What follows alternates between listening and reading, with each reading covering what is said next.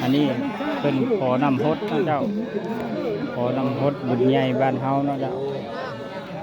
สิประมาณนี้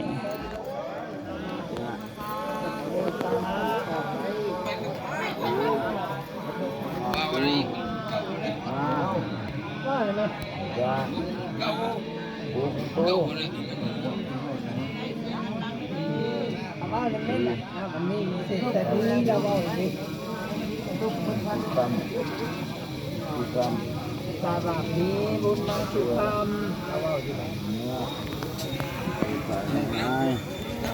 ดูใจนะ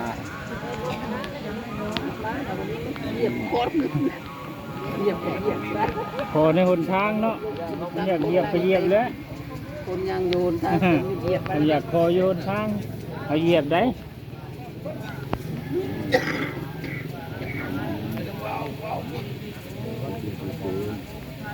นี่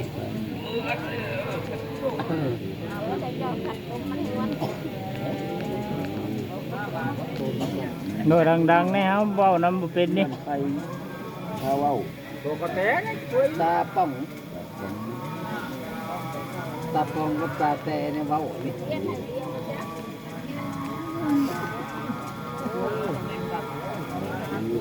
สาธุสาธุสาแล้วบ้าง สาธุ ชาจังชานะสาธุ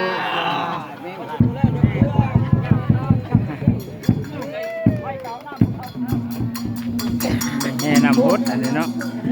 แห่น้ำพุดแล้วก็ออกไปเอาเซินปลาคุดเนาะ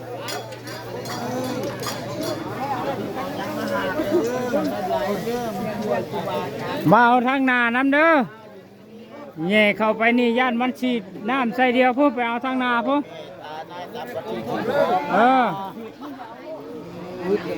เอาทางหน้าน้ำเอาทางหน้าเด้อทางหน้าเด้อหลายพุยดูแล้วก็นั่งบอกก็ได้ดึงลงในยาต่อตัวนี้เอาผมม้วนตัวนั้นไปก่อนตักเอาละกันคูณนี่ได้จะมีได้น้ำคำน้ำคูณนี่น้ำใสงามลีติ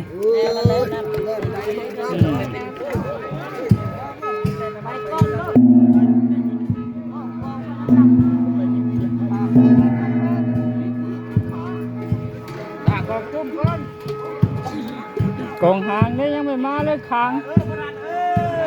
มาแล้วบ่ยังติดอยู่วะถึงบาดไปแล้วนี่บาดนี่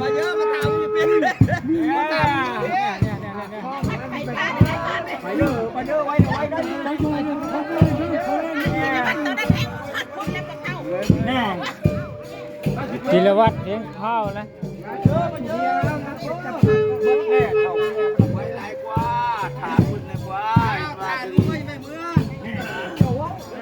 ไปเด้อไปเด้อไปว่าคือเฝ้าไว้หลายกว่า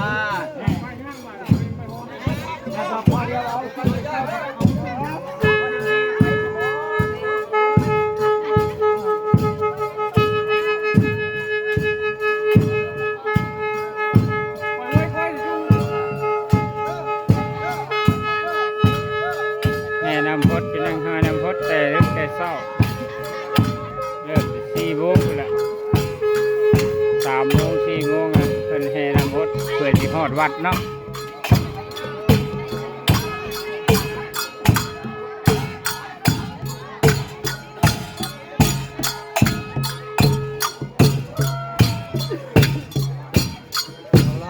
ลายเติบเจ้าดิเอาหน่อยแท้ก็บ่เปิด